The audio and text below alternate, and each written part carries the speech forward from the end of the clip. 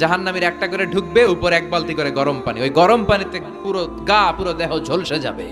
এরপরে ফেরেশতারা হাতুড়ি নিয়ে দাঁড়িয়ে থাকবে, পিটানো শুরু করবে। পিটাতে পিটাতে মাসেলগুলোর হাড্ডিগুলো থেতলে যাবে।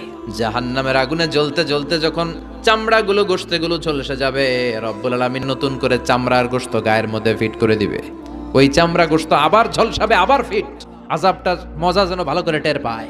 একের পর এক শাস্তি শুরু এবার জাহান্নামে। যারা দুনিয়াতে আত্মহত্যা করছে, ছুরি মারছে, ও খালি ছুরিই মারবে। বিষ খাইছে, খালি বিষ খাবে।